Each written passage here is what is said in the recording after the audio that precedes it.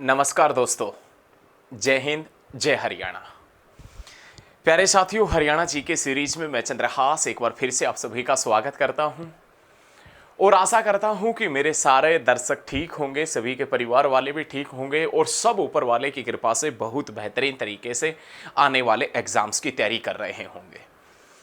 प्यारे साथियों, प्यारे दोस्तों, प्यारे मित्रों, आपकी उसी तैयारी को और बेहतरीन बनाने के लिए मैं आपके सामने एक हरियाणा जीके की बहुत ही शानदार क्लास लेके आया हूँ, बहुत ही शानदार वीडियो लेके आया हूँ, बहुत ही शानदार लेक्चर लेके आया हूँ। बहुत ज़बरदस्त लेक्चर है। यहाँ से भी एचएसएससी के पेपर में क्वेश्चन आते ही हैं, तो आप वीडियो को अंत तक देखना और देखने के बाद आप जज करना कि आपको वीडियो कैसी लगी, और वीडियो अच्छी लगे तो लाइक करना, कमेंट करना और आप अपने दोस्तों तक वीडियो को शेयर भी करना दोस्तों। तो चलिए अब स्टार्ट करते हैं। आज हम दोस्तों किस टॉपिक के बारे में पढ़ेंगे या कौन से टॉपिक के बारे में अध्ययन करेंगे।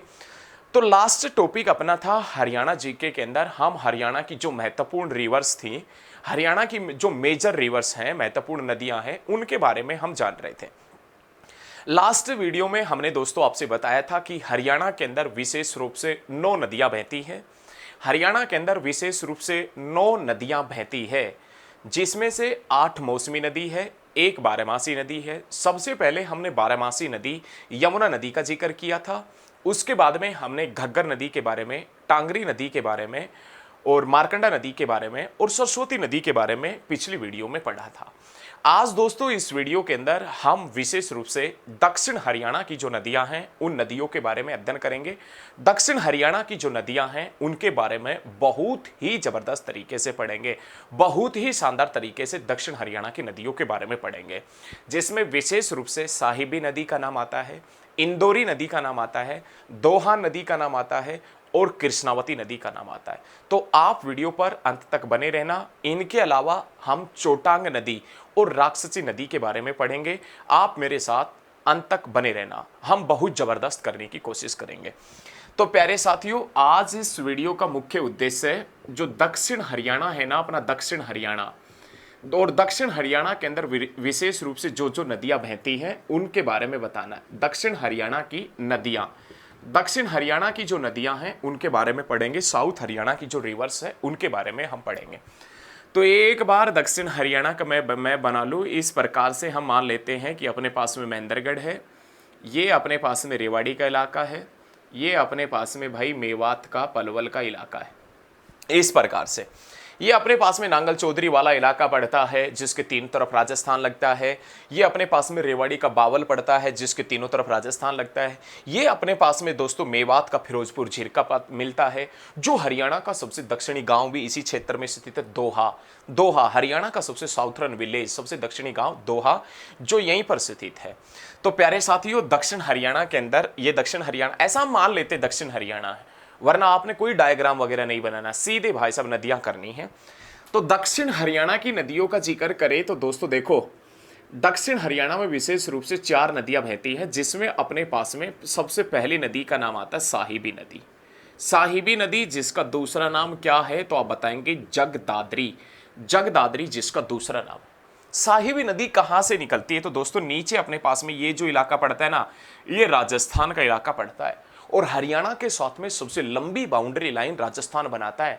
और हरियाणा के साथ में सबसे लंबी बाउंड्री लाइन राजस्थान बनाता है तो कितने किलोमीटर बनाता है दोस्तों, तो 1262 किलोमीटर। हरियाणा के साथ में जो लॉन्गेस्ट बाउंड्री लाइन है वो राजस्थान बनाता है। कितने किलोमीटर बनाता है रे, तो आप बता देना भाई साहब कितने किलोमीटर बनाता है। 1262 किलोमीटर बाउंड्री लाइन राजस्थान बनाता है हरियाणा के साथ में, जिसके साथ में हरियाणा के 7 जिले लगते हैं। तो प्यारे साथियों, साहिबी नदी निकलती कहां से? जयपुर से 116 किलोमीटर दूर स्थित, जयपुर है ना राजस्थान की राजधानी जयपुर, उस जयपुर से 116 किलोमीटर दूर स्थित बहरोड के निकट, बहरोड के निकट मनोहरपुर, बहरोड के निकट मनोहरपुर, मनोहरपुर व जीतगढ़ की पहाड़ियों से निकलती है। जीतगढ़, मनोहरपुर व जीतगढ़ की पहाड़ियों से निकलती, मनोहरपुर व जीतगढ़ की पहाड़ियों से। बहुत जबरदस्त क्वेश्चन है दोस्तों, बहुत ही शानदार प्रश्न है दोस्तों, बहुत ही जबरदस्त भाई। जीतगढ़ की पहाड़ियां पड़ती है, जीतगढ़ की पहाड़ियां, मनोहरपुर व जीतगढ़ की पहाड़ियां, मनोहरपुर जीतगढ़ की पहाड़ियों से एक नदी निकलती है जिसका नाम है साहिबी नदी। देखो क्वेश्चन कहां से बनेगा कि साहिबी नदी कहां से निकलती है। तो साहिबी नदी जयपुर से 116 किलोमीटर दूर स्थित मनोहरपुर और जीतगढ़ की पहाड़ियों से निकलती है। जब ये मनोहरपुर जीतगढ़ की पहाड़ियों से निकलने के बाद में आगे बढ़ती है तो पहुंच जाती है रेवाड़ी का जो बावल का इलाका है, रेवाड़ी के आसपास के क्षेत्र में पहुंच जाती है। और यहां पर एक राजस्थान का एक कस्बा पड़ता है कोट कासिम। उस कोट कासिम के पास से ये साहिबी नदी दक्षिण हरियाणा में अथवा रेवाड़ी डिस्ट्रिक्ट में प्रवेश करती है कोट कासिम के पास से। और जैसे ही साहिबी नदी कोट कासिम के पास से रेवाड़ी में प्रवेश करती है, आगे बढ़ती तो यहां से भाई साहब, यहां साहिबी नदी के ऊपर एक बांध पड़ता है जिसका नाम है मसानी बांध। एक्चुअल में मसानी एक गांव है और यहीं पर पड़ता है एक बांध जिसका नाम क्या है, तो आप बताएंगे मसानी बांध। मसानी बांध साहिबी नदी के ऊपर है और ये साहिबी नदी के ऊपर बहुत बाद में बनाया गया था, लगभग मोरारजी देसाई के टाइम पीरियड की बातें हैं, बहुत समय पहले की बातें हैं। यहां से अपना एक नेशनल हाईवे गुजरता है दिल्ली से जयपुर वाला, यहां से दिल्ली से जयपुर वाला एक नेशनल हाईवे गुजरता है। उसी नेशनल हाईवे के ऊपर ये मसानी बैराज पड़ता है, मसानी बांध पड़ता है जो साहिबी नदी के ऊपर है। उसके बाद में साहिबी नदी रेवाड़ी डिस्ट्रिक्ट से बहती हुई पहुंच जाती है गुरुग्राम। गुरुग्राम का एक कस्बा पड़ता है जिसका नाम पटौदी है, पटौदी के पास में पहुंच जाती है।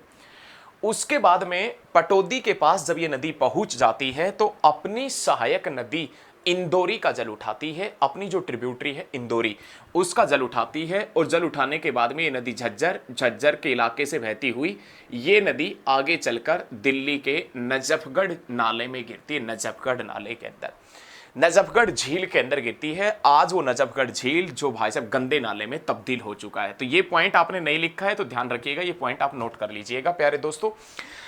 साहिबी नदी जयपुर से 116 किलोमीटर दूर स्थित बहरोड के निकट अरावली पर्वतमाला की मनोहरपुर जीतगढ़ की पहाड़ियों से निकलती है। यहां से निकलने के बाद वो कोट कासिम कस्बे के पास से रेवाड़ी में प्रवेश करती है, आगे बढ़ती है मसानी बांध आता है, आगे बढ़ती है रेवाड़ी से पटौदी में चली जाती है। पटौदी से अपनी सहायक नदी इंदौरी का जल उठाती है। जल उठाने के बाद में ये नदी झज्जर से बहती हुई नजफगढ़ नाले में गिरती है।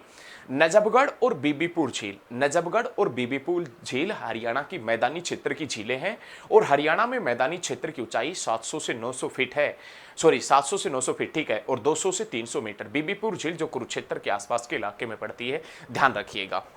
अब अपने पास में दोस्तों सेकंड जो नदी आती है ना उसका नाम है इंदौरी नदी। बहुत शानदार क्वेश्चन है। सेकंड जो अपने पास में दोस्तों नाम आता है वो इंदौरी नदी का नाम आता है, इंदौरी नदी।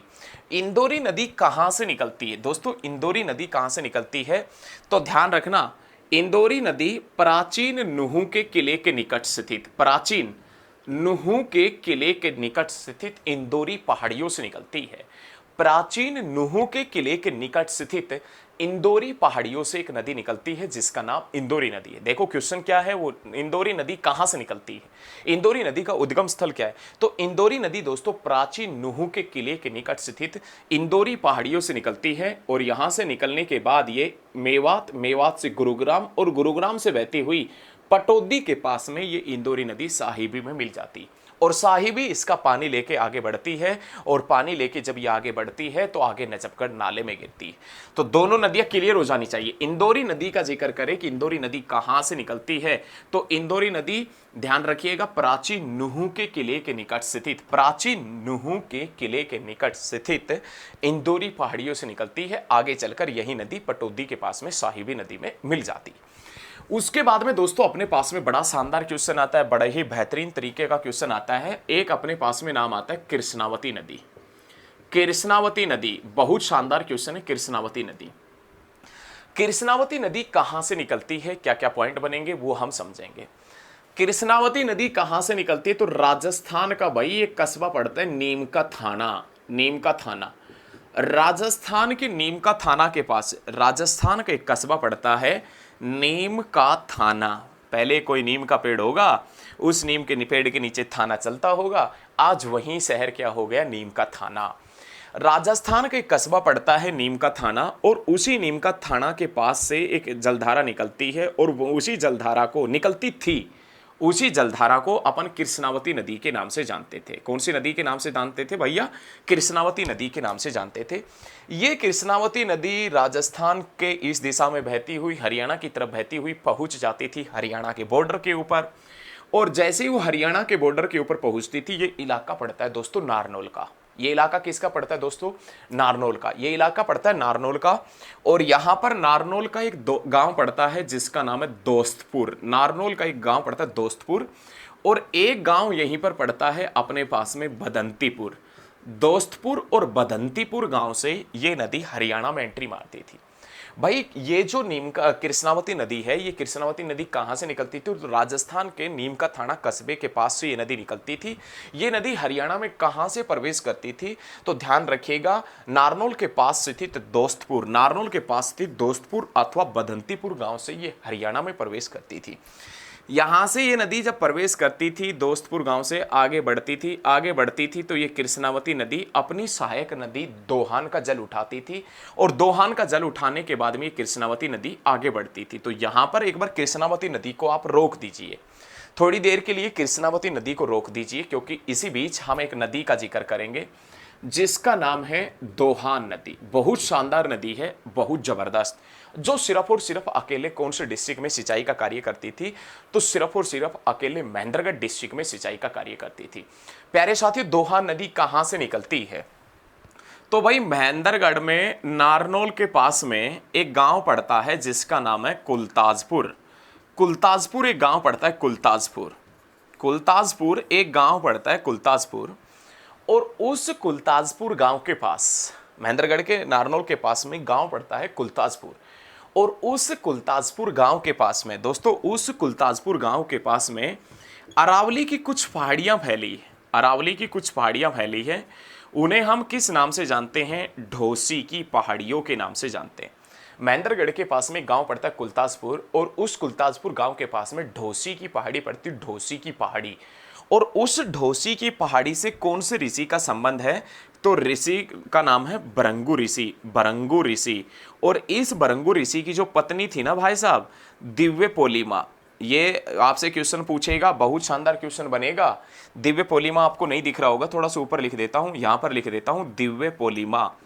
पोलीमा क्वेश्चन क्या बनेगा दोस्तों पता है? कि ढोसी की पहाड़ी से कौन से ऋषि का संबंध है? चौवन ऋषि। और चौवन ऋषि के जो फादर का नाम था ना वो बरंगु ऋषि। और चौवन ऋषि की माता का जो नाम था ना दोस्तों, चौवन ऋषि की जो माता का नाम था वो क्या नाम था? दिव्य पोलीमा नाम था, दिव्य पोलीमा। और इसी दिव्य पोलीमा की आंखों से एक नदी निकलती थी जिसका नाम था दोहान नदी। दिव्य पोलीमा की आंखों से एक नदी निकलती थी जिसका नाम क्या था? दोहान नदी। ये दोहान नदी महेंद्रगढ़ से बहती हुई और महेंद्रगढ़ के पास, नारनौल महेंद्रगढ़ के इलाके से बहती हुई महेंद्रगढ़ के पास में कृष्णावती नदी में मिल जाती थी। कृष्णावती नदी इसका जल लेके आगे बढ़ती थी रेवाड़ी, रेवाड़ी से ये जाती थी सुरेठी में, सुरेठी, उसके बाद में कोसली, कोसली से बहती हुई कोसली, उसके बाद में आगे बढ़ती थी झज्जर का छुच्छकवास आता है, छुच्छकवास से, और आगे चलकर ये नदी किस में मिल जाती थी? साहिबी नदी में मिल जाती थी। इंदौरी किसकी सहायक है? साहिबी की। और साहिबी इन सभी का पानी लेकर किस में मिलती है? तो आप बता दे, गिरती है तो आप बता देना, नजफगढ़ नाले में गिरती है। और इंदौरी किसकी सहायक है रे? इंदौरी किसकी सहायक है? इंदौरी का जिक्र करे तो इंदौरी सहायक है कृष्णावती, सॉरी इंदौरी तो सहायक है किसकी? तो आप बता देना साहिबी की। लेकिन ये जो जिक्र करें ना दोहान किसकी सहायक है? दोहान, तो आप बता देना कृष्णावती की सहायक नदी। तो प्यारे साथियों, ये तो थी कुछ दक्षिण हरियाणा की मुख्य नदियां। अब इनके अलावा भी कोई नदियां हैं, इनके अलावा भी हरियाणा के अंदर नदियां हैं। और हरियाणा के अंदर कौन कौन सी नदियां और हैं भाई? एक तो है अपने पास में राक्षसी नदी, राक्षसी नदी। ये राक्षसी नदी कहां से निकलती है? तो यमुनानगर, यमुनानगर का एक बिलासपुर कस्बा पड़ता है, यमुनानगर का एक कस्बा पड़ता है बिलासपुर। और उस बिलासपुर कस्बे के पास में गांव पड़ता है रानी चूहा गांव, रानी चूहा गांव। तो यमुनानगर के पास स्थित, यमुनानगर के बिलासपुर के पास स्थित रानी चूहा गांव से एक नदी निकलती थी जिसका नाम था राक्षसी नदी, प्राचीन समय के अंदर। उसके बाद में दोस्तों अपने पास में नाम आता है एक नदी जिसका नाम है चोटांग नदी। इस चोटांग नदी के बारे में बताया जाता कि यह चोटांग नदी प्राचीन समय में घग्गर नदी के समानांतर बहती थी। ये चोटांग नदी है प्राचीन समय में घग्गर नदी के समानांतर बहती थी। और ये चोटांग नदी जो शिवालिक की पहाड़ियों से निकलती थी, घग्गर नदी के समानांतर बहती थी ये चोटांग नदी जो शिवालिक के पहाड़ियों से निकलती थी। ये चोटांग नदी जिसका पुराना नाम क्या बताया जाता है? तो दरस दवती इसका पुराना नाम बताया जाता है। और ये चोटांग नदी ऐसा बताया जाता है भैनी के पास से, भैनी एक कस्बा पड़ता है हिसार के इलाके में, भैनी के पास में ये चोटांग नदी सरस्वती नदी में मिल जाती थी। लेकिन हिसार की जो सीसवाल संस्कृति है ना भाई साहब, हिसार की एक सीसवाल संस्कृति है, और हिसार की जो सीसवाल संस्कृति है ना उसका संबंध भी कौन सी नदी से बताया जाता है, तो दोस्तों आप बता देना चोटांग नदी से। प्यारे साथियों, प्राचीन समय में एक चोटांग नदी भी बहती थी जिसका पुराना नाम दरसदौती बताया जाता है, दरसदौती, जो घग्गर के समानांतर बहती थी। ये चोटांग नदी जिसका उद्गम शिवालिक की पहाड़ियों से था, और ये चोटांग नदी भैनी कस्बे के पास स्थित, भैनी कस्बे के पास से सरस्वती नदी में मिल जाती थी, और हिसार की सीसवाल संस्कृति भी चोटांग नदी के ऊपर स्थित है। तो प्यारे साथियों, हरियाणा की नदियों का टॉपिक खत्म हो चुका है, दक्षिण हरियाणा की नदियों के बारे में हमने पढ़ा था। तो आज दोस्तों हम इस वीडियो में इतना ही पढ़ेंगे, और हमारे द्वारा दी गई जानकारी दोस्तों आपको अच्छी लगी हो ना, तो इस वीडियो को ज़्यादा से ज़्यादा स्टडी ग्रुप में शेयर करें। आप मेरे साथ में बने रहें, लगातार मैं आपके सामने बहुत ही ज़बरदस्त एक से एक बेहतरीन वीडियो आपके सामने लेकर आता रहूँगा। तो प्यारे साथियों, धन्यवाद। आज की इस वीडियो में इतना ही। जय हिंद, जय हरियाणा। धन्यवाद।